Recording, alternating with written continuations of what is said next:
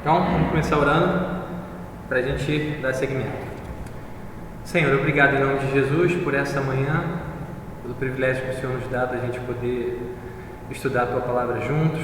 Obrigado, Deus, pela vida do apóstolo Paulo, a quem o Senhor confiou tantas coisas, Senhor, tantas revelações, e obrigado pelo entendimento que o Senhor deu a ele, pela disposição dele de anunciar o Teu Evangelho, que hoje chega até a gente de maneira clara, de maneira completa. Eu oro, Deus, para que nessa manhã o Teu Espírito Santo possa nos conduzir, nos guiar, nos dar entendimento da Tua Palavra, da Tua vontade, e oro também para que o Senhor gere no nosso coração transformação e uma vida regenerada, transformada, Deus, em nome de Jesus. Amém. Então vem, Lucas, faz a introdução da nossa aula de hoje. Pode entrar. Não dá, agora não dá. Vai, Lucas. Agora é impossível. Quem está aqui? Pode usar caneta, se você quiser. Bem, gente, bom dia. O Cauli me convidou a estar fazendo um resumo, de certa forma, e uma revisão de tudo que a gente aprendeu até agora, no capítulo 1 e no capítulo 2 de Romano, para que a gente consiga concluir de maneira mais precisa com o capítulo 3. Vou ver a minha colinha aqui. Então, o primeiro ponto que eu destaquei foi Romanos. Romanos 1, 16 e 17.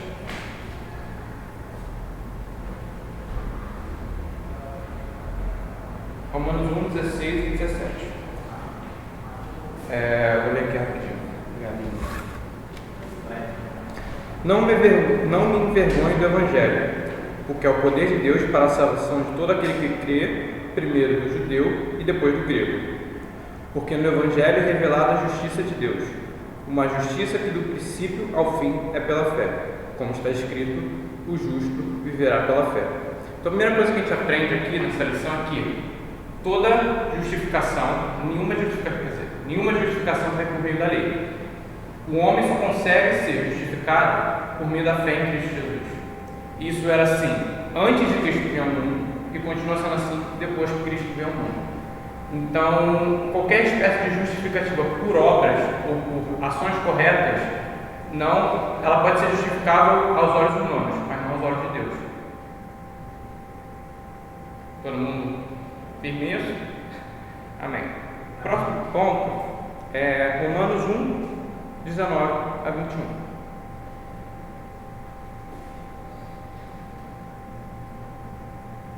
Vou ler aqui. Pois o que de Deus se pode conhecer é manifesto entre eles, porque Deus lhe manifestou.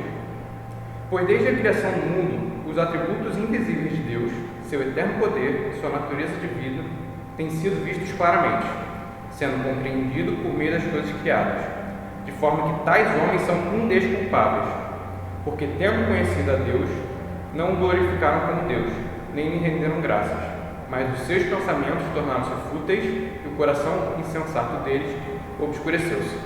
Segundo ponto que a gente aprendeu até agora: Deus se revelou para todos a humanidade. A revelação natural de Deus, a revelação geral de Deus foi para todos. Então, de alguma forma, não completa, todos conheceram a Deus. Só que essa revelação não é suficiente para salvá-los. É uma revelação suficiente apenas para condená-los. Porque, como eu disse antes, a justificação vem somente por meio da fé, a fé em Cristo Jesus, que essa é a revelação específica de Deus. Então, o que nos condena? A revelação geral de Deus, porque todos nós tivemos acesso a Deus, mas mesmo assim nós não adoramos Ele como Deus. O próximo ponto é Romanos 1, 24. Quem pode ler? Juliana, pode ler?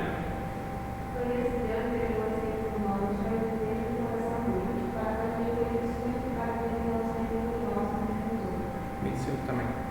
Eles não habilidade sobre Deus não mentir, e adoram os servos de Deus que Deus criou, e devem cuidar e servir em toda a Deus, para ser para sempre. Então, o que chama a atenção nessa parte é qual é o castigo de Deus para aqueles que conhecendo a Deus, não adoravam como Deus. E a punição de Deus que a gente trabalhou aqui foi o quê? Entregar o homem a seus próprios desejos. Então, essa é a punição de Deus. Toda vez que Deus ele deixa de intervir na vida do homem, aquilo na verdade é um castigo para o homem. Porque a intervenção de Deus é a melhor coisa que pode acontecer. Porque a intervenção de Deus leva a disciplina, leva a correção, para que a gente não venha mais a errar e a falhar.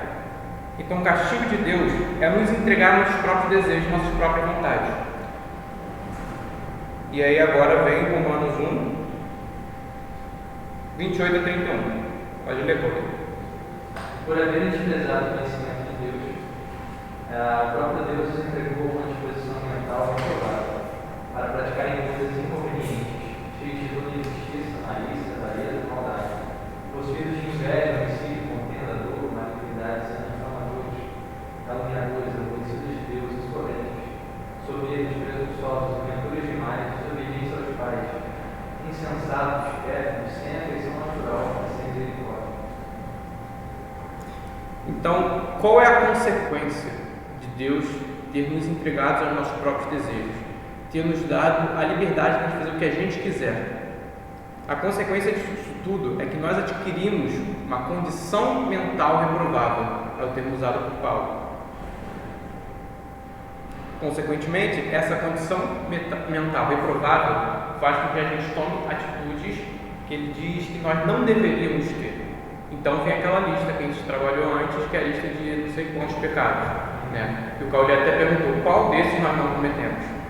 Porque você pensa, eu nunca traí, mas se você cobiçar a mulher do próximo, você já adultera em seu coração.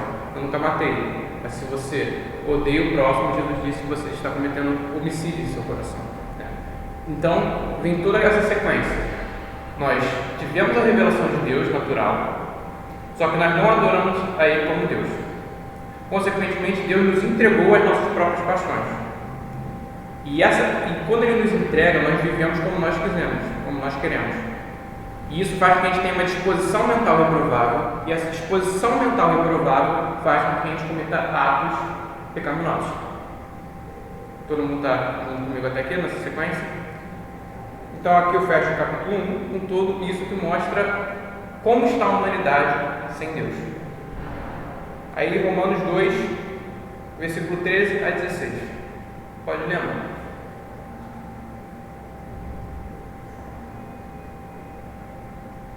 13 a 16. Porque as pessoas que Deus aceita não são aquelas que somente testemunham dele, mas aquelas que fazem o que a lei manda. Os não-judeus não têm a lei, mas quando fazem pela sua própria vontade o que a lei manda, eles são a sua própria lei, embora não tenham a lei. Eles mostram que, pela sua maneira de agir, que tem a lei escrita no seu coração. A própria consciência dele mostra que isso é verdade, que os seus pensamentos, que às vezes os causam, os acusam e às vezes os defendem, também mostram isso. E de acordo com o Evangelho que eu anuncio, assim será a lei de Deus, por meio de Jesus Cristo, julgará os pensamentos secretos de todas as pessoas. Então, o que essa passagem mostra? Essa passagem mostra a ideia que a gente trabalhou da lei moral de Deus, escrita no coração de todos os homens. Porque Deus também fez a sua revelação natural, mas como Paulo disse aqui, a própria consciência do homem o acusa. Ora defende, ora o acusa. Porque, embora ele tente sempre, ele tenha um padrão moral de que é assim que eu devo ser, é assim que eu devo agir, essa é a forma correta com que eu devo seguir a minha vida, a gente nunca consegue seguir esse padrão. Porque, como Paulo diz, Deus gravou a lei dele no coração dos homens. E por nós não conseguirmos seguir essa lei, nós também somos condenados. É mais uma forma de mostrar que o homem é falho, sozinho ele não consegue atingir a justificação por si mesmo. Porque nem a nossa própria lei moral, que não é a lei em si, mas é uma lei moral que está no nosso coração, nem ela nós conseguimos seguir. Agora, Romanos... Não vou ler mais não, senão a gente vai ao tempo. Era a última, show então. Até essa aqui é um pouco maior. Então é que se vocês quiserem depois ver, eu peguei Romanos 2, 9 a 11 e Romanos 26 a 29. Ela é um pouco maior mesmo. Por quê? Porque nessas duas passagens separadas, uma no começo de Romanos 2 e uma no final, Paulo está falando o seguinte: judeu, você não é superior ao gentio. Gentio, você não é superior ao judeu. Essas duas passagens, Paulo mostrando que se o judeu não seguir a lei, ele vai ser condenado. Se o gentio não seguir a lei, ele também vai ser condenado. Então, tanto quem tem a lei, são os judeus, tanto os que não têm, os dois estão passíveis de condenação e vão ser condenados, porque eles não são capazes de se justificar por si só. Então, nesse momento, Paulo está tanto igualando tanto os judeus, tanto os gentios no pacote de pecadores, daqueles que não conseguem se justificar sozinhos. Show? Show. Calma. Então, vamos fazer o seguinte, então. Já viu que a gente vai fazer um resumo daquilo que a gente já viu até agora. E a gente entra então no capítulo 3, que é o nosso texto de hoje. A gente vai ler do 3, do 1 ao 8. Já está todo mundo com a Bíblia aberta em Romanos, né? E o tema da aula passada é justamente aquilo que vai dar origem à nossa discussão de hoje. Então, vamos lá, Juliana, você. Qual foi então o tema central da aula passada? E um dos últimos tópicos que o Lucas falou sobre a questão do verdadeiro judeu. O que você lembra?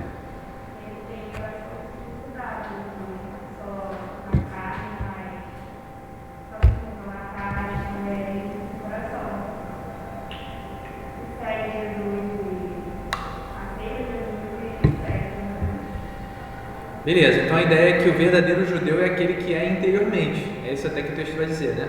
Chega mais pra cá, vai ter que não tem quase ninguém. Então o verdadeiro judeu é aquele que é interiormente. Ou seja, eu listei aqui 3 tópicos só para a gente poder entrar no diálogo de hoje, tá?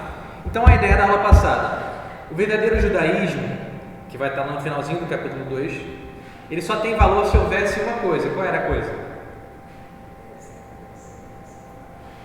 Lembra? Eu botei no quadro aqui. Estava dormindo, Lucas? Não. Tá? Essa aula estava no acolhimento. Estava no acolhimento, né? Questionou se está gravado.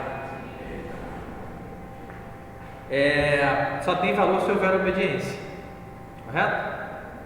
A lei e a circuncisão, elas serviam para uma coisa, né? Para conduzir o homem à obediência. Um judeu podia ser considerado incircunciso. Ele tinha circuncisão, mas ele podia ser considerado incircunciso. Fala aí, Juliana. Sim? Sim, né? E um gentio sem circuncisão na carne podia ser considerado também circunciso, correto? Andressa? Andressa? Johanna, tá vendo? Tudo igual. Johanna, então um gentio o que era um gentio? Aquele que não, sua versão falou aí, não é judeu. Ele podia ser considerado um circunciso, né? Ou um verdadeiro judeu. Como? Se ele obedecesse a lei. Beleza? Então vamos entrar hoje no capítulo 3 para a gente poder ver o que Paulo vai continuar falando para a gente sobre isso. Eu vou ler aqui para facilitar também para quem está em casa, tá? Eduardo está me ouvindo aqui à distância. Capítulo 3 de Romanos, vamos ler. Qual é, pois, a vantagem do judeu? Ou qual a utilidade da circuncisão? Muita sobre todos os aspectos, principalmente porque aos judeus foram confiados os oráculos de Deus. E daí? Se alguns não creram, a incredulidade deles virá desfazer a fidelidade de Deus? De maneira nenhuma. Seja Deus verdadeiro e mentiroso todo homem, segundo está escrito, para seres justificado nas tuas palavras e venhas a vencer quando fores julgado. Mas se a nossa injustiça traz a lume a justiça de Deus, que diremos? Porventura será Deus injusto por aplicar a sua ira? Falo como um homem. Certo que não. Do contrário, como julgará Deus o mundo? E se por causa da minha mentira fica em relevo a verdade de Deus para a sua glória, por que sou eu ainda condenado como pecador? E por que não dizemos, como alguns caluniosamente afirmam que o fazemos, pratiquemos males para que venham bens? A condenação destes é justa. Então, lembra, alguém estava aqui, viu a aula do Mateus? Viu a aula do Mateus? Mateus deu uma aula aqui com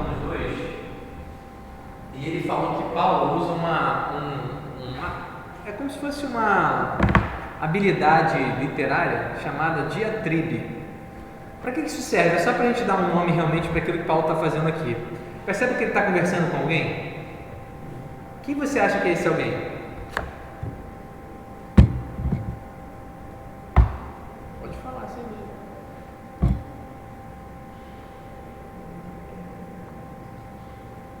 Fácil, não, estou falando assim, nesse capítulo agora, ele está falando, e daí? Aí o cara responde, mas vem cá, correto? Não está falando assim? Ele está falando com alguém, um judeu verdadeiro ou um judeu fictício?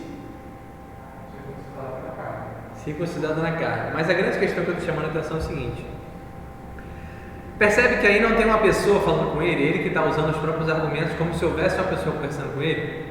Então, o nome que é dado para isso aí o John Stott vai ajudar a gente, chama esse nome, né? Diatribe. É um interlocutor imaginário, ou seja, você imagina uma pessoa que fica te respondendo e fazendo objeções.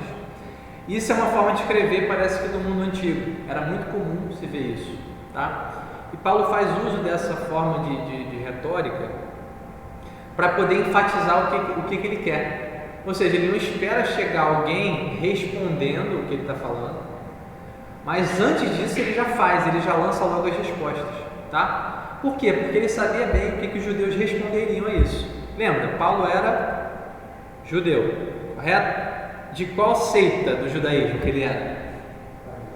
Fariseu. E qual era a diferença do fariseu, lembra? Eram zelosos pela lei, era a seita mais rígida do judaísmo. Paulo era daquela seita. E ele sabia muito bem quais eram os argumentos que um judeu faria se ouvisse a mensagem do Evangelho. Ele não só sabia porque ele era judeu, mas se você lembrar, todo mundo já leu o livro de Atos aqui? Já? Johan? Tá. No livro de Atos, se você lembrar bem, Paulo ia de cidade em cidade pregando o Evangelho. Ele começava por onde? Tinha uma estratégia dele. Ele chegava numa cidade, ele ia até a sinagoga. E ele começava pregando aos judeus. Lembra que a estratégia dele sempre foi essa? Primeiro eu prego para os judeus, depois dos judeus eu prego para os gentios. A ideia dele era essa. E muito provável esses argumentos que ele vai começar a citar aqui no capítulo 3 foram argumentos que os judeus usaram para ele quando ele pregava essa mensagem nas sinagogas. Interessante, né? E aí ele faz uso desse instrumento literário, vamos colocar assim, né? Essa diatribe, que é um interlocutor imaginário, para que ele pudesse ali passar para aquelas pessoas que leriam aquele conteúdo posteriormente. Beleza? Na redação, existe essa forma de você tem um tese, você vai escapar com dois argumentos. Mas existe algumas pessoas com um contra-argumento. É justamente você criticar a opinião contrária. Mostrar porque o outro está errado. É essa a ideia mesmo. Mas o interessante é que ele levanta as perguntas, né? Ele se faz as perguntas como se tivesse uma pessoa falando com ele. Então vamos lá. Qual seria a primeira pergunta? Então vamos de novo olhar para o texto aí. Beleza, o que Paulo falou antes? Que tanto os judeus e gentios não tem mudança nenhuma diante do juízo de Deus. Para a salvação não muda nada. A grande questão é se o cara pratica a lei, correto? E aí a primeira objeção qual é? Vem cá, Paulo, qual é a vantagem de ser judeu, então, afinal? Vantagem de ser judeu, né, étnico, aquele que é descendente, vamos colocar assim, físico de Abraão, tá? Então, se não há diferença fundamental, qual é a vantagem de ser judeu? Primeira objeção. E qual é a utilidade da circuncisão?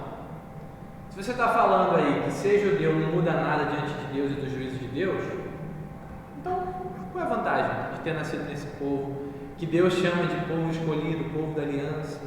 Qual é a vantagem da gente ter recebido a circuncisão, afinal? E é isso que a gente vai ver hoje, né? Dentro desse diálogo, Paulo vai começar falando que existem muitas vantagens de ser judeu. Só que a gente vai ver por que isso se refere. Ok? Qualquer coisa me para aí, vamos continuar. Qual é a resposta de Paulo aí? Muita sobre... Como é que está a sua versão? Em todos os sentidos. A minha está sobre todos os aspectos, né? E aí ele continua, principalmente porque aos judeus foram confiados os oráculos de Deus. Engraçado que aqui ele já começa falando assim, olha, a vantagem de ser judeu é muita, em todos os sentidos, correto? Só que aqui ele só pontua o fato de que eles receberam os oráculos de Deus. Juliana, o que são os oráculos de Deus? Vai lá. A mensagem de Deus. E você, Joana, o que você acha?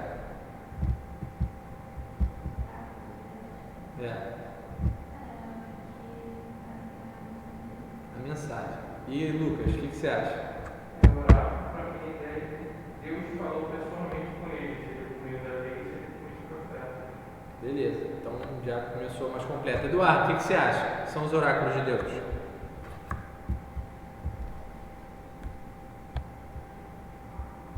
Tá aí?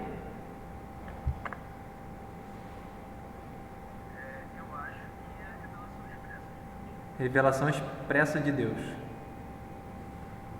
Beleza, então oráculos de Deus. A ideia é basicamente essa, tá? Os oráculos de Deus, o John Stott até vai pontuar aqui, que é justamente o Antigo Testamento propriamente dito. A lei, os mandamentos, as orientações de Deus, a palavra dos profetas, tá? Então os judeus receberam essa revelação. Lembra que desde o início da carta aos Romanos ele está fazendo uma diferença? De uma revelação que todo mundo recebe, que é a revelação geral. Aí o Lucas colocou hoje aqui que ela não salva, mas só que os judeus receberam uma revelação especial. Essa revelação especial, ela mostra ao homem o caminho da salvação. Lembra, o Antigo Testamento fazia sempre referência ao Messias. O Messias seria aquele que salvaria Israel, correto? Então os judeus já levavam vantagem, por quê? Porque ele foi o povo que Deus escolheu para que pudesse, vamos colocar assim, guardar ou sustentar aquela revelação. Beleza? Então eles receberam esse privilégio. Só que o problema, e aí é interessante que o John Stott também pontua, é que eles achavam que o fato de que eles receberam a lei era uma segurança para eles. Lembra que o judeu ele tinha sempre essa questão externa? Ele recebia algo que apontava para uma coisa espiritual, só que aquele algo que seria a revelação, a lei e até a circuncisão, ele usava como uma espécie de amuleto, aquilo que a gente falou na aula passada. Ele se sentia seguro por esse fato externo, e ele esquecia de olhar para dentro da lei que apontava para algo espiritual, que ele deveria ser e fazer, né? Fazer no sentido de crer no Messias, né? Ser um crente mesmo, né? Discípulo de Deus e posteriormente discípulo de Jesus, assim como Abraão foi. Beleza? Então Paulo vai dizer que há muita vantagem de ser judeu. Por quê? Porque eles receberam, foram confiados a eles os oráculos de Deus, e aí a sua palavra. E daí, versículo 3: se alguns não creram, a incredulidade deles virá desfazer a fidelidade de Deus? Eu queria fazer um parêntese antes aqui, eu acabei pulando. É que Deus escolheu Israel, lembra disso? Haviam vários povos naquela época, no princípio ali, na época em que Abraão vivia, vários povos. Só que Deus escolheu um homem chamado Abrão, né? Na época não era Abraão, e fez promessas a esse homem. Disse: sai da tua terra, da tua parentela, vai para a terra que eu te mostrarei. Lembra dessa história? E aquele homem ali, daquele homem no caso, ele veio a se tornar uma grande nação. A sua descendência se transformou numa nação, num povo grande. E esse povo era o povo escolhido de Deus. Interessante, né? Esse povo que tem uma história aí, vamos colocar assim, sei lá, de milênios, né? Para trás, lá do Oriente, né? Que não é aqui, perto de onde nós estamos. Esse povo tinha um Deus que eles acreditavam, melhor, naquela época muitas nações acreditavam que os deuses eram territoriais, né? Que eles tinham poder em determinado território. Só que aquele Deus que escolheu Abraão lá no Oriente, esse mesmo Deus transformou aquele povo numa grande nação, e além disso, ele fez com que essa nação começasse a propagar as suas virtudes. Aí, mais especificamente, quando vem Jesus, ele começa a falar a sua mensagem para todos os povos, né? E aí você para pensar hoje, você é um jovem do século 21, vivendo na pós-modernidade. Aí você vai parar para pensar assim, quem é o seu Deus? Você já parou para pensar que você serve o Deus de Israel? Interessante isso, não? Eu sirvo ao Deus de Israel. É uma coisa que você falasse assim, vamos supor que não fosse Israel, né? Claro que seria, mas vamos supor que fosse o Deus Wai-Wai, da tribo indígena Wai-Wai. E aí aquele Deus escolheu aquele povo e fez tudo acontecer, e aí você viria hoje e fala assim, eu sirvo o Deus da tribo Wai-Wai. É mais ou menos esse conceito, né? Um Deus que trouxe um povo distante, mas que ele alcançou não só a gente aqui, como pessoas do mundo inteiro. Isso faz referência ao princípio. Tô meio confuso aqui? Ou está dando para entender? Faz referência ao princípio, da onde veio a nossa história. Não é simplesmente um Deus que chega hoje aqui e te salva e não tem história nenhuma para contar. Ele é um Deus que tem um povo, da onde ele começou todas as coisas do seu projeto. E esse povo conta para a gente a história da origem da humanidade, lá em Adão e Eva, né? Então você pode saber de onde vem a sua história. Por que eu estou falando isso? Porque às vezes a gente tem na nossa fé ela acaba sendo um pouco superficial. Às vezes eu não sei dizer quem é o meu Deus, da onde vem a minha fé, por exemplo. Então eu fico às vezes sem argumentos e a minha fé acaba sendo frágil. Por quê? Porque eu não conheço o Deus a quem eu digo servir. Então é interessante a gente pensar, quem é o Deus que nós servimos? É o Deus de Israel, correto?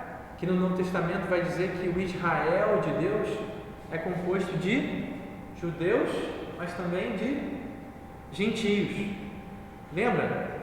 Quando vem Jesus, e aí fica claro o conceito da revelação de Deus, a gente entende que Israel não é mais um povo étnico para Deus, correto?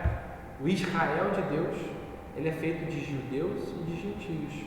Como? Que se convertem a Jesus e passam a ser um só povo. Que povo é esse? A sua igreja. Juliana, Deus tem dois povos ou um povo na terra? Mas os judeus étnicos não são um povo de Deus? São?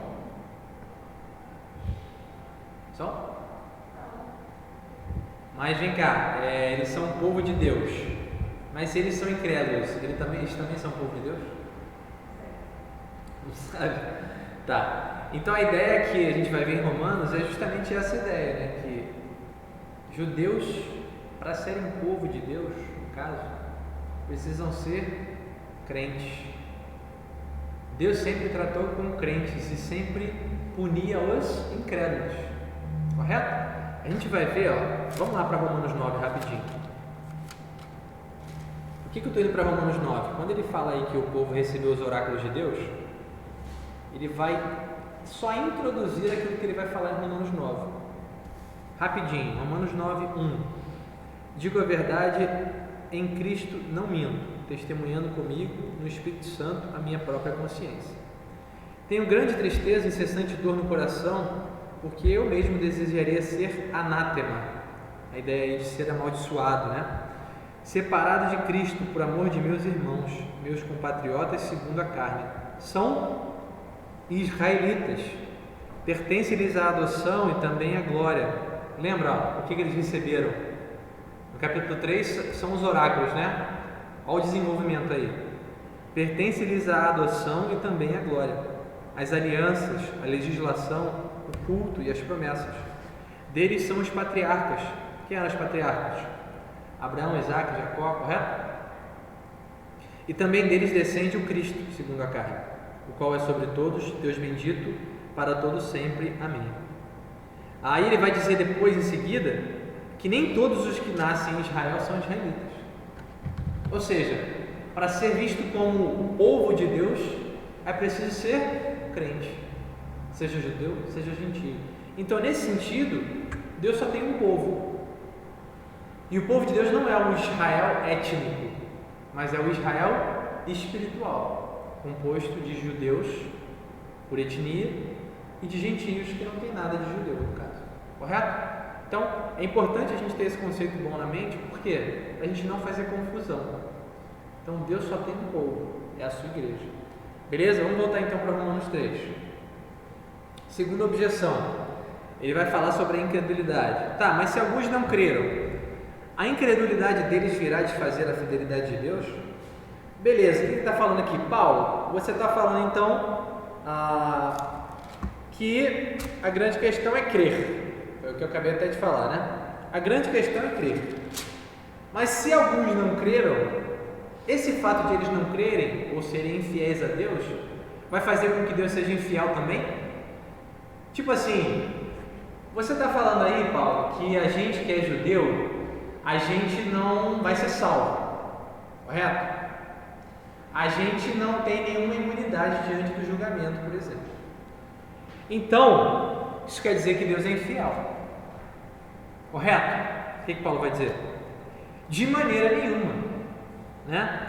É uma expressão aí que o John Stott até fala aqui no grego, né? É uma expressão fortíssima, é até difícil de traduzir, é como se fosse assim, nem morto, não há nenhuma possibilidade de que essa suposição seja levantada. Ele vai dizer, há possibilidade de Deus ser infiel? De maneira nenhuma. Seja Deus verdadeiro e mentiroso todo homem. O interessante é que ele usou a palavra agora aí, se alguns não creram, percebe a pergunta? E se você parar para pensar, dentre os israelitas, quais foram os que creram? Eram muitos ou poucos? O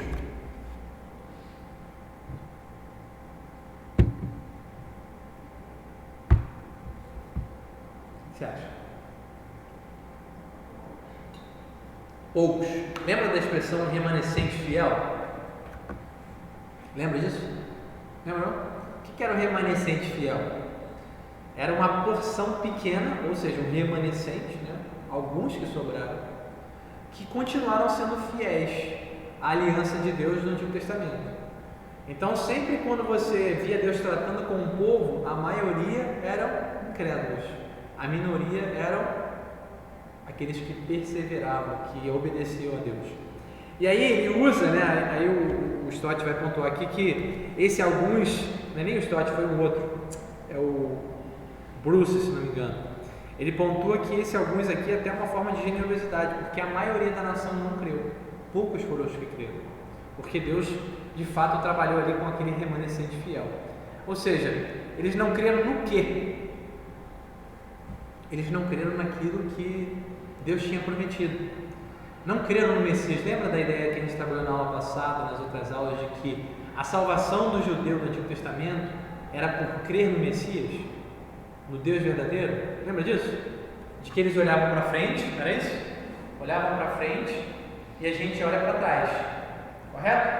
E aí eles estão falando o seguinte: olha, nós recebemos a aliança, nós recebemos as promessas de Deus. Se Deus prometeu isso a gente, Ele foi infiel? Porque você está falando que a gente não é salvo.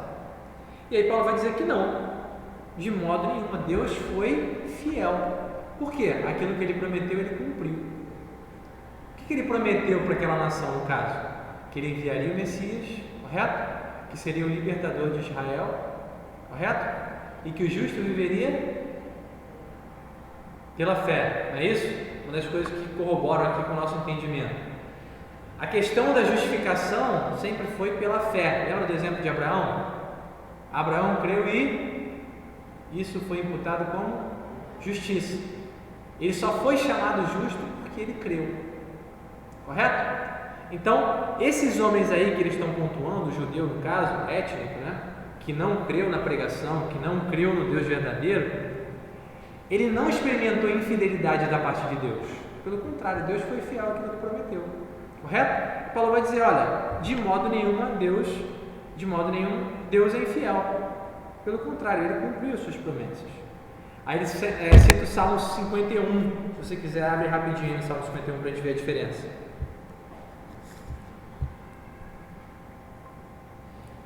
Salmo 51, 4. Quem lê aí?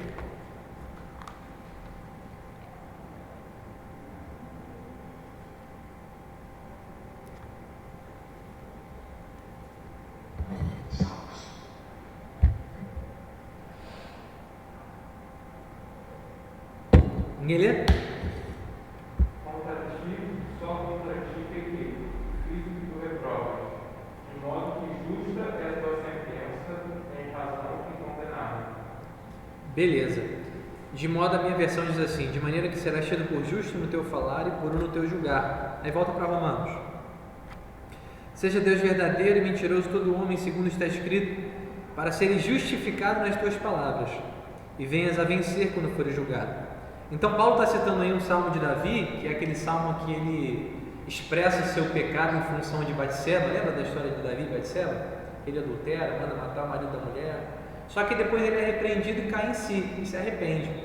E ele faz uma exaltação a Deus, dizendo que Deus é justo, ainda que ele seja mentiroso e pecador. E aí Paulo vai citar isso. Ele vai dizer, olha, todo homem pode ser mentiroso, correto? Mas Deus é sempre verdadeiro. É o que ele vai dizer: seja Deus verdadeiro e mentiroso todo homem, né? O que ele está falando aí. Agora vamos pensar aqui, o que Paulo está fazendo? Ele está afirmando aquilo que a gente entende por pressuposto. O que seria pressuposto, Johan? O que você acha que seria um pressuposto? Vamos pela palavra. Pré, aquilo que vem antes. Suposto, aquilo que eu suponho. Então, a pressuposição é um conceito que eu acredito antes de qualquer coisa, correto? Pressuposto. É aquela fé básica que eu tenho antes de qualquer coisa, coisas que eu não negocio, tá? Paulo tem um pressuposto aí. Qual é o pressuposto que Paulo está colocando aí? Que Deus é sempre justo, que Deus é sempre verdadeiro, não importa qual for o questionamento. Por que eu estou levantando isso aqui? Lembra, né? Eu sempre tenho falado aqui, a nossa aula, o propósito dela, além da gente estudar a Bíblia, é que ela seja prática para mim e para vocês, correto? Então o que a gente pode extrair aqui de conceito prático disso? Você já reparou, por exemplo, que diante de crises suas, eu tenho dúvida sobre alguma coisa, eu estou com medo de algo, eu não sei, por exemplo, se eu vou pegar coronavírus, uma série de coisas. Quando eu estou diante de crises e dúvidas, às vezes até de textos bíblicos, eu começo a ter uma série de suposições, né? E aí às vezes eu vou fazer um raciocínio em cima de um pressuposto errado e eu vou chegar numa conclusão errada. Muita informação, né? Vamos parar para pensar o seguinte: o judeu está virando para Paulo aqui e está falando o seguinte: olha, você está falando que Deus é fiel, né? Mas olha só, se Deus fez promessas e o povo não creu, qual o problema do povo não ter crido? Se Deus fez promessa, ele vai cumprir. Ou seja, eles estão achando que eles iam receber as promessas de Deus, mesmo eles sendo incrédulos. Só que qual era o pressuposto errado deles ali? Eles acreditavam que se Deus não cumprisse aquelas promessas, que eles achavam que era de uma forma diferente, Deus seria infiel. Ou seja, no pressuposto deles, naquilo que eles acreditavam, se Deus não fizesse da maneira como eles queriam, ou eles achavam que era, havia uma lacuna pensando que Deus poderia ser infiel. E aí Paulo vai dizer o seguinte: não, de modo nenhum, seja Deus verdadeiro, não é isso? Mentiroso todo homem. Então vamos firmar os nossos pressupostos. Você vai para uma dúvida, por exemplo, na palavra de Deus. Vamos pensar na ideia aí que a gente sabe do calvinismo e arminianismo. Talvez você não tenha ainda se deparado muito com esse debate. Qual é o grande ponto do calvinismo e arminianismo? Um acredita que Deus salvou sem nenhuma intervenção, vamos colocar assim, sem nenhuma força de volta do homem, né? Aquilo que eles vão chamar de sinergismo, né?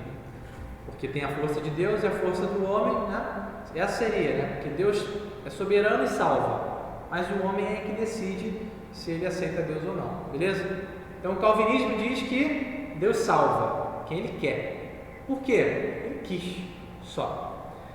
O arminiano, no caso, normalmente, ele vai dizer o seguinte: Deus salva, sim, a sua vontade soberana está agindo, mas só que Deus salvou porque ele viu a fé no homem, ou seja, ele anteviu que o homem creria. Entendeu? Entendeu a diferença? Aí você para num debate desse, vamos supor que você seja arminiano, tá? É interessante isso. Aí você pensa no Deus dos calvinistas, né? É o mesmo Deus, mas a gente tem essa tendência de ficar problematizando.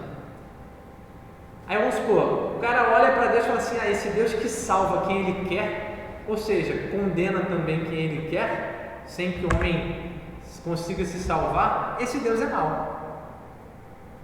Isso é um pressuposto errado, correto? Eu posso não entender alguma coisa, não estou defendendo o calvinismo, só estou usando um exemplo. Eu posso não entender alguma coisa, mas há alguns pressupostos que nunca podem ser levantados por nós. Por exemplo, Deus pode ser mau? De forma nenhuma. Quer ver um outro exemplo? Sofrimento no mundo. Por que existe tanto sofrimento no mundo? Fala aí, Juliana.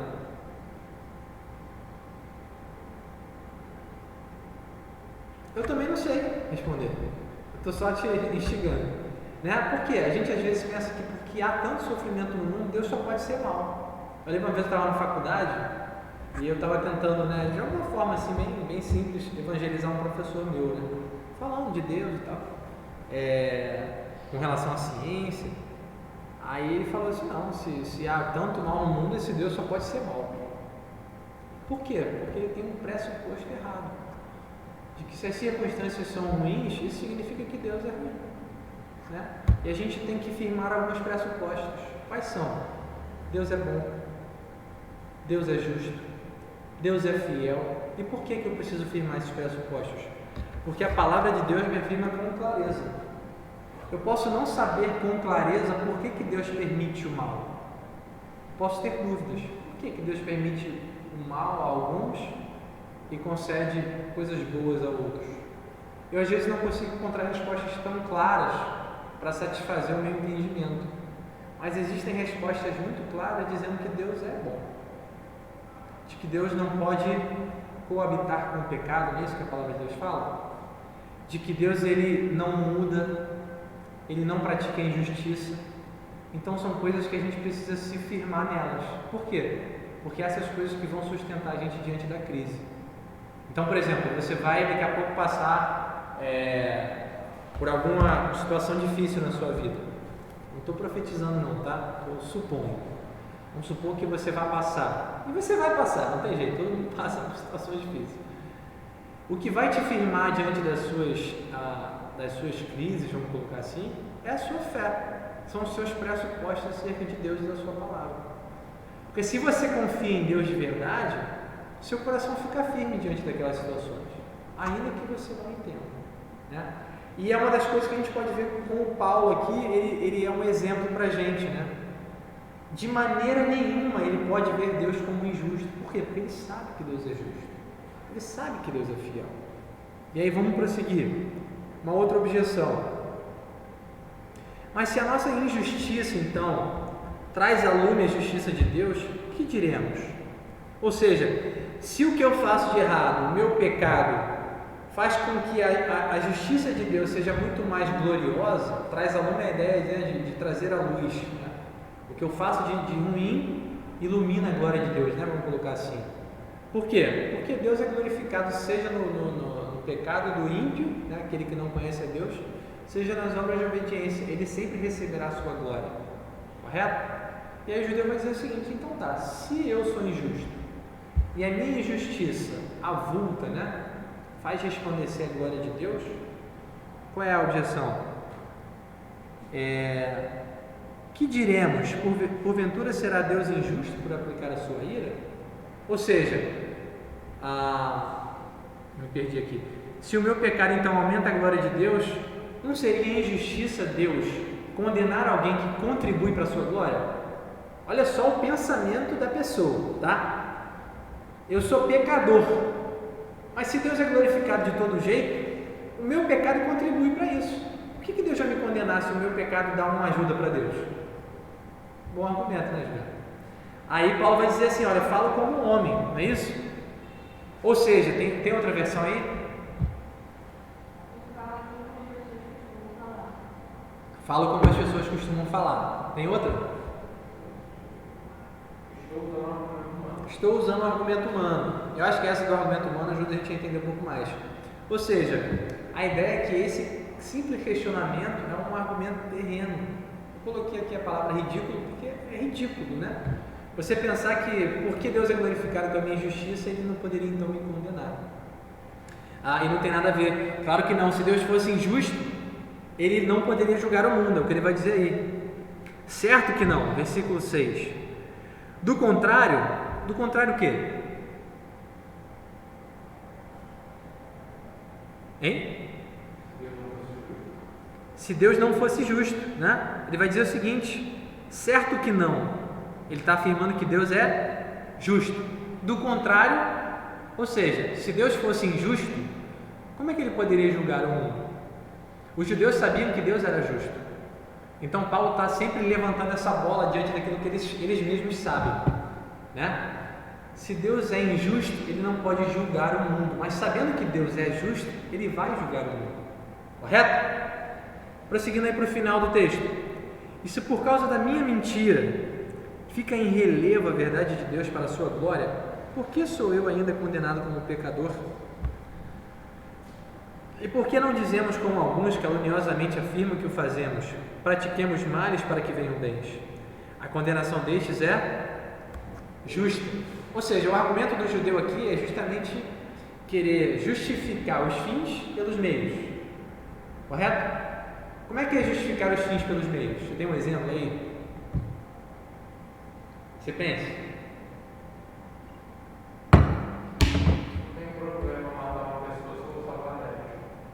Eu posso matar uma pessoa, mas eu salvei 10. Né?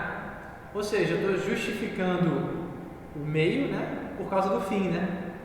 Correto? Os meios justificam o fim. Ou seja, eu tive que, vamos colocar assim, machucar aquela pessoa para poder ajudar a outra. Né? Ou seja, eu justifiquei uma ação ruim porque o meu objetivo era bom. Né? E é justamente o que o judeu está fazendo aqui nesse argumento, né? Que Paulo está fazendo isso. Ele vai pensar, né? Se o meu pecado glorifica a Deus, e glorificar a Deus é o fim de todas as coisas, o objetivo de todas as coisas, por que Deus ainda me condena? Se até o meu pecado contribui para que Deus seja glorificado, por que Ele está me condenando afinal? Né? E aí a gente tem uma forma da gente pensar, né? Será que tudo glorifica a Deus?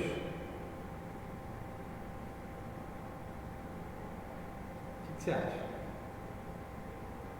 Uma breve reflexão.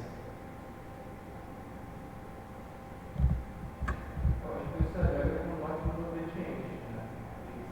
E a evolução dos desobedientes. Não perguntei, tudo alegra, tudo glorifica a Deus? Não? Eu diria que sim. Tudo glorifica a Deus, correto? Porque Deus recebe a sua glória. Ele não é menos glorificado quando uma pessoa não o obedece. Correto? Ele é glorificado na condenação do ímpio, no caso. Só que qual é a grande questão? E aí foi fruto até de um debate que eu tive uma vez no seminário. Eu posso ter uma motivação de glorificar a Deus. Correto? Eu posso, da minha perspectiva, né, do homem, eu posso glorificar a Deus. Certo? Como? Obedecendo Ele, louvando o seu nome, falando da sua palavra. Correto? Só que se eu pecar, eu deixo de glorificá-lo na minha intenção. Mas Deus não deixa de ser glorificado em momento algum. Isso é uma coisa interessante, né? Por quê? Ele não tem menos glória porque eu pequei. Ele continua sendo glorioso. Ele continua sendo glorificado. E ele recebe a glória. É uma coisa meio doida, né? Mas só para você pensar. Ele precisa receber a glória porque ele não tem toda a glória. Ele recebe a glória. Ele Ele é glorioso. Isso é um atributo. Correto? Ele é. Que glória pode receber de nós como nós? Então, a glória, aí que está, nós somos seres também, né? Seres criados. Aquilo que nós fazemos tem algum impacto no mundo. Tanto que quando você faz alguma coisa, isso influencia o meio onde você está, correto? Aquilo que você faz para Deus também tem um impacto. Em Deus? Não, Deus não muda pelo que você faz, mas Ele recebe. Eu acho que a gente não é capaz de aumentar a glória de Deus. Não é capaz de quê? De aumentar a glória de Deus. Não, a ideia não é que você é capaz de aumentar a glória de Deus. Mas, por exemplo, Deus recebe as suas orações. Deus te ouve. Deus está sendo... Vou usar a palavra aqui, essa palavra talvez não seja melhor, mas Deus está recebendo a sua influência. Muitas aspas. Tá? A influência de quê? De um relacionamento. Porque Ele assim deseja se relacionar com você. mas aquilo que vem de você, ele recebe também. Entendeu a ideia? Cabe muito aprofundamento aqui nisso. Mas a ideia da glorificação de Deus é que Deus não deixa de ser glorificado, ainda que eu não deseje glorificá-lo. Deixa eu mudar de assunto. Depois a gente pensa nisso. Aliás, todo mundo ficou me devendo uma resposta lá no WhatsApp, ninguém falou nada. Eu perguntei sobre o crente carnal. Um dia a gente vai fazer uma aula sobre essa, se Deus permitir. Final do texto, então. Os judeus afirmavam que Paulo pregava a libertinagem. Está escrito isso aí no texto? Tá ou não tá? Versículo 8. Alguns afirmavam caluniosamente que Paulo dizia, Paulo e a turma dele, dizia o quê? Os judeus,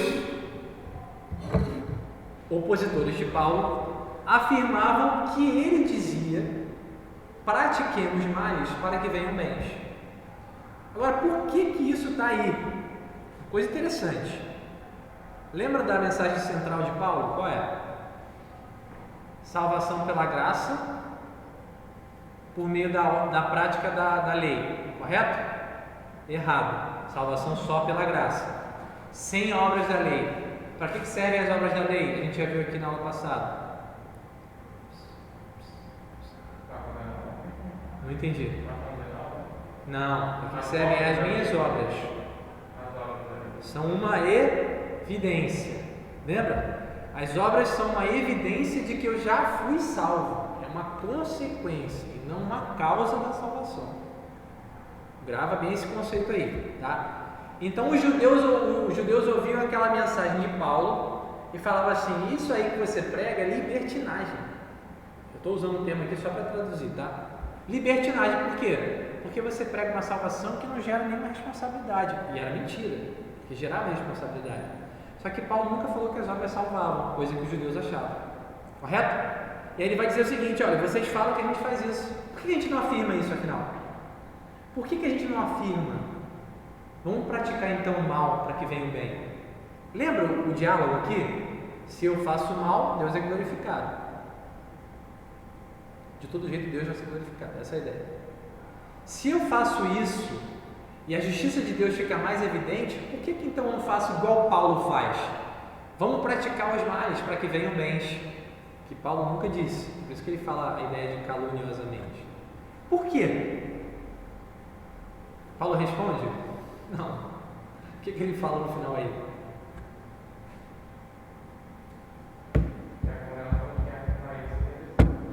Ele encerra o argumento, né? Ele vai olhar para esses caras que fazem essas objeções terrenas e totalmente injustas sobre Deus. Ele vai apontar para eles e vai falar: olha, a condenação deles é justa. Ele está argumentando, mas é praticamente uma coisa que não tem fim, né? Você sempre tem uma objeção quando ela é injusta. Se você é uma pessoa lógica e correta, honesta, em um determinado momento no seu diálogo com Deus você vai ficar satisfeito. Mas só quando você não é honesto, você vai usar vamos colocar assim, né, de várias artimanhas e subterfúgios para você ficar sempre retrucando. Então, Paulo encerra aqui. É claro que não posso dizer que foi exatamente o que fez Paulo parar de argumentar, mas ele encerra a discussão e eu aponto para aquelas pessoas e falo: olha, a condenação destes é justa. Então, Paulo aqui encerra mostrando o que? A gente vai entrar no próximo capítulo, né? Tanto os gentios quanto os judeus são indesculpáveis. Todos estão debaixo do pecado. E qual é o propósito de Paulo com tudo isso? Ele vai agora começar a falar da justificação, da salvação pela graça. Aí depois a gente vai chegar no capítulo 5, ele vai falar da justificação pela fé e da paz com Deus. Lembra disso que a gente está fazendo desde o início? Paulo traz toda a humanidade para a condenação, debaixo do pecado. Para quê? Para que ele mostre qual é o caminho da salvação. Beleza? Eu vou parar por aqui. Só vou deixar um alerta para a gente, né? Se você parar para pensar, Paulo ele é um cara que dialoga muito. Você vê que ele está toda hora aprofundando e pensando em coisas, se desgastando para mostrar a relevância do Evangelho, a verdade da palavra de Deus. Ele está sempre fazendo isso. E aí, uma das coisas que a gente pode tomar para a gente é esse exemplo dele, né? A forma como ele trata as coisas de Deus. Então, nesse contexto aqui, né, do Evangelho, de anunciar, quando eu vou falar da palavra de Deus para a pessoa, eu não posso simplesmente virar para ela e falar assim: olha, você é condenado, está aqui, Romanos, que você está condenado, você está debaixo do pecado, recebeu a revelação geral, inclusive você até recebeu a revelação especial, você vai para o inferno, você quer aceitar Jesus? As coisas não funcionam assim. A gente lida com pessoas que têm sentimentos, que têm raciocínio, e isso tudo o Espírito Santo usa para levar a pessoa àquele convencimento. Do que o Espírito Santo convence? Da justiça, do pecado, do juízo, não é isso? Então ele convence o homem, só que ele usa os seus filhos, né? Ele usa o seu povo para falar a sua mensagem que vai de contra o coração das pessoas e faça as pessoas pensarem. Porque a decisão de se converter a Jesus é uma decisão racional também, correto? Então o exemplo de Paulo fica para a gente nisso, né?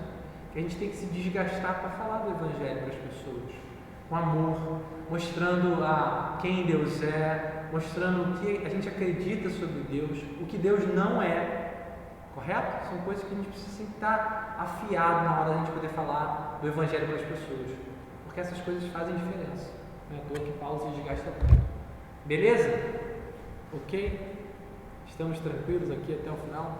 Olha, eu queria comentar uma coisa que você falou sobre a fidelidade de Deus e Deus se fiel ou não. Eu sempre interpretei isso que o povo de Israel fez uma aliança com Deus. Correto? Eu vejo essa aliança como se fosse um contrato. E no contrato de eu vou fazer isso, isso, se vocês me obedecerem. Caso vocês façam isso. Né? E tanto é que eu estou lendo agora do Deuteronômio, e Deus é bem claro: porém, se vocês não me obedecerem, se vocês não cumprirem o meu mandamento, vou espalhar vocês internacionalmente, eu vou sofrer isso. Sim. Então é um contrato concreto que Deus mostra. Se vocês forem obedientes, eu vou ser bom com vocês. Mas se vocês não forem, eu não vou. Ou seja, Deus está sendo fiel à sua palavra. Então um judeu que pensa que agindo mal, ele vai receber algo bom de Deus, vai receber algo de Deus. Ele falou que se você agir mal, você vai sofrer isso. Né? Então acho que mesmo Deus castigando os judeus também está sendo fiel. Então esse é o ponto que eu queria. Não, Deus está castigando os judeus, está sendo fiel. Mas vamos pensar nessa lógica que você falou aí.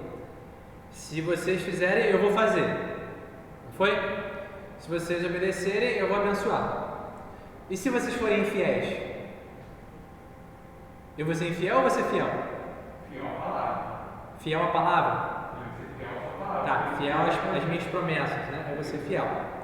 Tá, mas eu não entendi então qual é o seu questionamento. Não, só para ajudar a entender que Deus é sempre fiel à palavra. Ah, sim. Ele vai ter muito atrelado à pessoa, o ser humano, atrelado à palavra dele. Sim. E ele disse que ia fazer. Sim. O condicionante normalmente era com relação às bênçãos, né? Se eles permanecessem, eles seriam abençoados, né? Normalmente é com relação a isso. Por quê? Se você parar para pensar, sempre houve um remanescente fiel. Deus enviou a promessa a ajudar, aos judeus no caso, né? Ele foi fiel àquele remanescente, mas ele também foi fiel àqueles que foram incrédulos. Ele sempre foi fiel porque, como você falou, a sua palavra. Mas o que eu vejo é tentar aqui pensar uma forma de não fugir do que você está falando. Acho que a ideia é essa: ele sempre é fiel a si mesmo, né? E aquele que é infiel com ele não deixa de ser fiel. Por exemplo, abre aí rapidinho aí, 2 Timóteo, deixa eu ver aqui, acho que é 1 Timóteo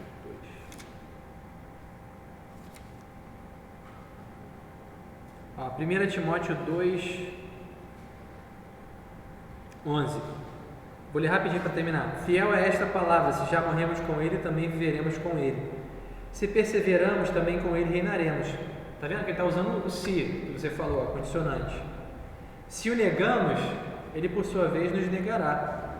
Se somos infiéis, ele permanece fiel, pois de maneira nenhuma pode negar-se a si mesmo. Então, há muitas coisas que Deus faz de volta, né? Olha, o que Deus fez de volta aí, no caso, se o negamos, ele nos negará também, né?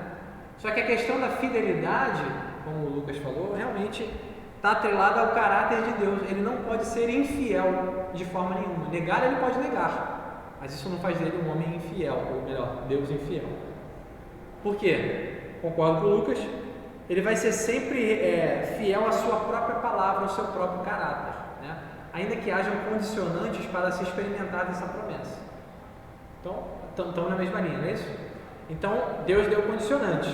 Se vocês permanecerem, se vocês crerem, vocês receberão. Se não, eu continuo sendo fiel à minha palavra. Então, beleza, encerro aqui como o Lucas está falando. E é por isso mesmo. Ok? Vamos orar então para a gente fechar? Senhor, obrigado por essa manhã, pela Tua palavra. Obrigado pela vida do Eduardo, pela vida da Juliana, da Johanna, do Lucas.